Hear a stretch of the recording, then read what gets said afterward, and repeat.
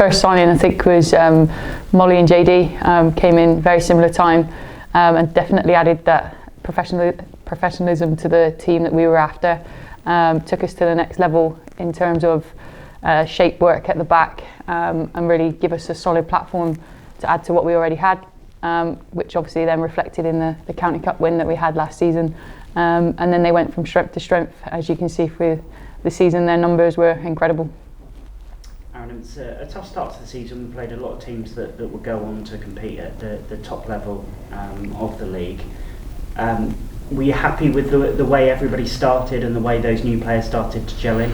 Yeah, I think we wanted a couple more wins under our belt for the start of the season, but I think to go, we played Poole in my first game of the season, got a good win there, and then we played Bournemouth away, and at the time COVID was still very, very prominent. It was very, isolation was still, I think, 10 days, so we were missing players for injury through COVID. So yeah, I think to get ourselves, got through that fairly unscathed to start the season, so that was quite good. But no, yeah, it was a good start to the season, and to compete with the teams up and around at the end of the season at the top of the league, then yeah, I'm more than happy with how we started, really, when you look at the bigger picture. The momentum for our season really seemed to start with the away league performance at Portishead, when we were particularly good that afternoon. That obviously then followed into the occasion at St James's Park against Plymouth Argyle. Yeah, and then we went on that incredible run of unbeaten games, which seemed to all be cup games, which is unfortunate for us, in a sense of getting points on the board in the league. But looking back now and reflecting after having some time away from the end of the season, it was an incredible part of the season for the women's team and for everyone associated with Exeter City Women. The game here at SJP, when we had over 1,600 people here, was incredible, and all the young girls that came out, and we inspired obviously the next generation of young football players and fans to win in the manner that we did as well, coming back late on and then taking it to penalties was, you can't probably write a better ending to the game than that.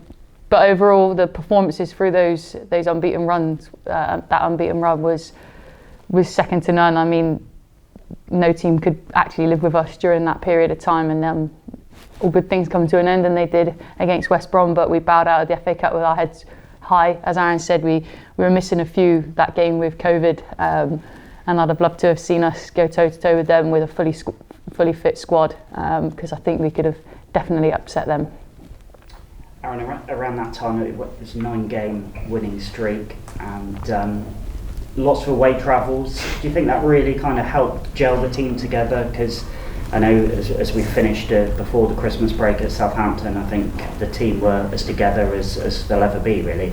Yeah, definitely. I think when you've got a team that believe in what we believe in and we believe in the girls, I think it just makes it a lot easier. And like you said, like the long trips on the coach, gelling together, doing quizzes, finding out a bit more about each other. Because when that 10-game unbeaten run, I think before that we had 3 or 4 games where we didn't have a game because of the weather, for whatever reason. So it was good. I think that was a good platform to start. And yeah, the girls bought in massively to what we said right at the start of the season. But I think we really started to see that during that 10-game unbeaten. And like Ab said, it's a shame. Like we said all along, it was brilliant, the 10-game unbeaten run. But if we could have had 10 games unbeaten in the league, it would have been so much better come into the season. But I think the cup run for the girls was something I think they'll all remember, and they can all be something that we're all proud of, and especially they can be proud of themselves for the way they went about their work.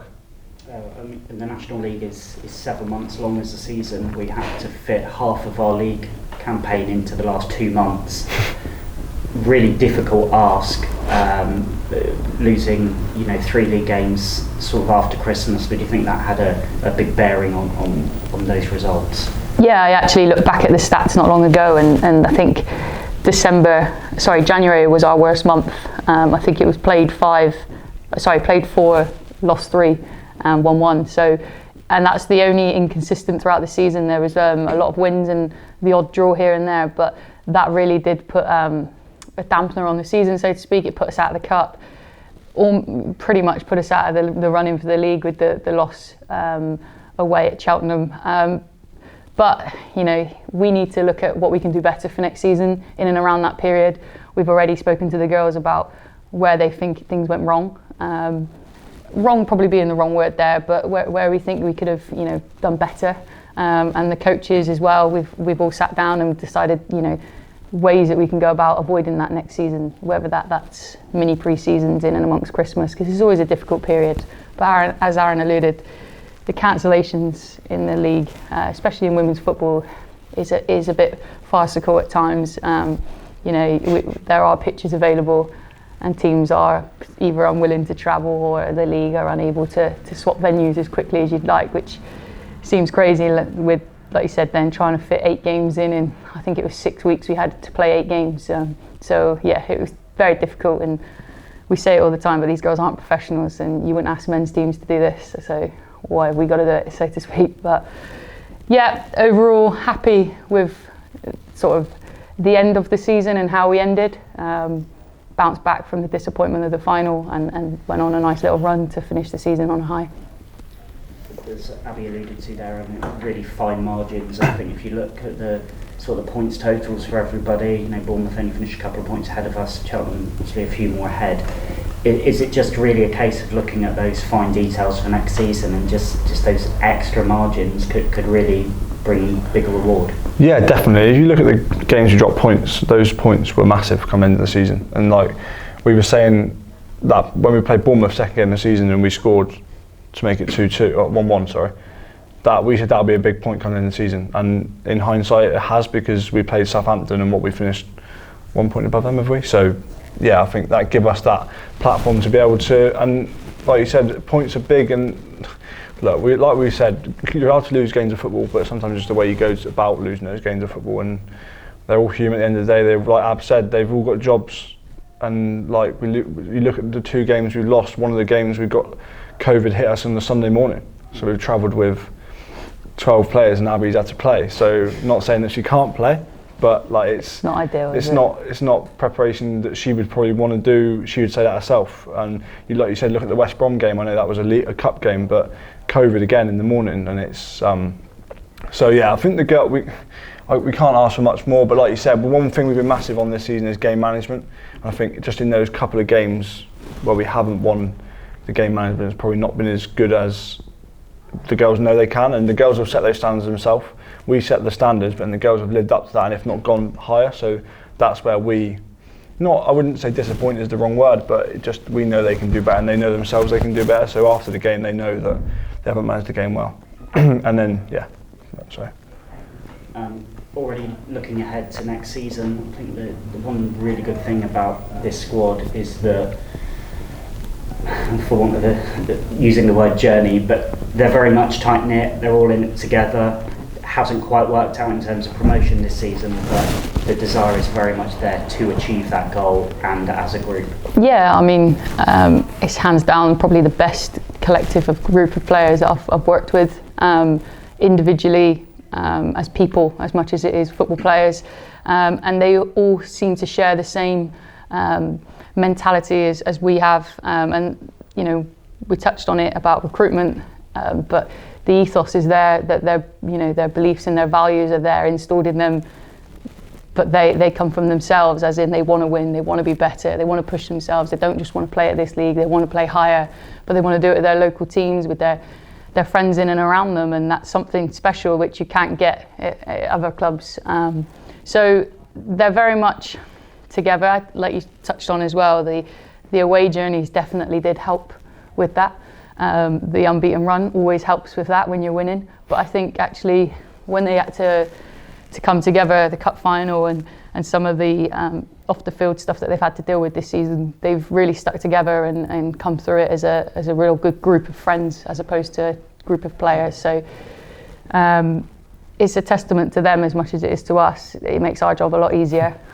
But it'll be nice. I'm almost, I wouldn't say missing them, but almost looking forward to getting back to the pre-season already and getting back into the swing of things and get that routine back already.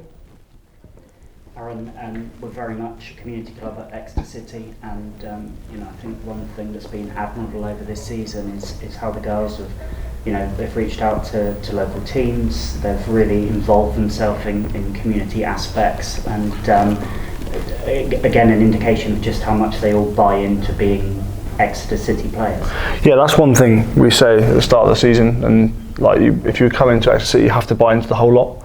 and obviously with the support from the City Community Trust as well, like it's almost a no-brainer, like a non-negotiable. If they want to be a part of this team, they have to be able to buy into it all. And do you know what? They know that before they even come to us. So it makes, like Ab said, it makes our job so much easier when they want to help and they're saying to us, "Is there anything I can do?"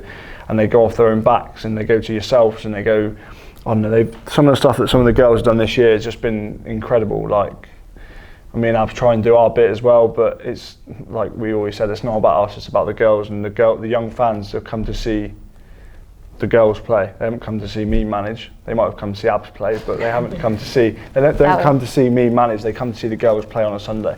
They come to see the girls at the cup final. Do you know what I mean? The banners. It's incredible the way, and like the support from the club and the trust has just been.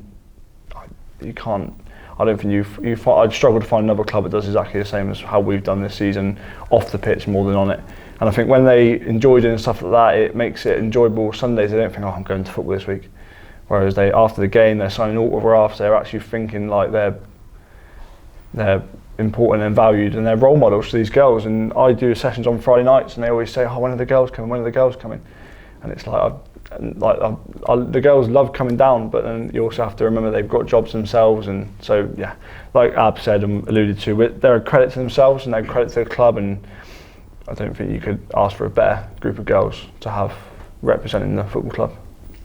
And finally, I guess a question for both of you. Next season, I guess it's not really a case of big change over the summer, just working on, as you alluded to right at the beginning, just those finer details and trying to keep that momentum going into the new year. Yeah, exactly that. We know where we came short, and we know we're going to look into how we can be better. I think that starts with us as coaches off the pitch as much as on it, and then how we can influence the girls in making better choices, whether or not that's through nutrition, through strength and conditioning, through video analysis work that we've got in place behind the scenes. Player-wise, we are looking at a few to come in. We've identified players that we want to bring in. There's players that are obviously knocking on our door as well that want to come in, which is always a nice position to be in. But it's going to be an incredibly difficult league next season. I think anybody that thinks they're going to win it and run away with it is mad. I think it's probably the toughest Southern Division 1 that they've had in a long time, with the likes of Keynsham, Cardiff getting relegated, and teams that will move in and around the league. So for us, it's about how can we get better, and if we win promotion, which is obviously what every team wants, fantastic, but how can we make our individual players better and us as a team better? So yeah, there's a lot of fine tuning to go on through the summer, but not mass overhaul. And we'll see come July what the girls come back in what shape, and how much running they have to do. Abbie said about the recruitment there. We'll be hoping for a good a summer as last summer in terms of bringing players in. Yeah, definitely. Like Ab said earlier, we had obviously Moles and JD came in before the cup final last year, and then we added Bondi, Sarah Stacey, Katie Grigg, who have all come in and made the group a better group of players. So yeah, if we can have half as successful summer as we did last year, then I think we'll be on the right tracks to a successful season next year. So yeah, no, we're really happy we identified who we wanted, and those girls were keen to buy into what they did, and they bought in better than we could have imagined, really. So yeah, those girls have slotted in nicely, and it's been good. They've really bought in, like Ab said, bought in a part of the group rather than just playing on a Sunday. They've really bought in to the social side of it, to the bit on the bus. Like they have it, you wouldn't even know that it was a load of new players coming in. So yeah, no, really pleased, and hopefully, fingers crossed, we can have just a successful summer this year.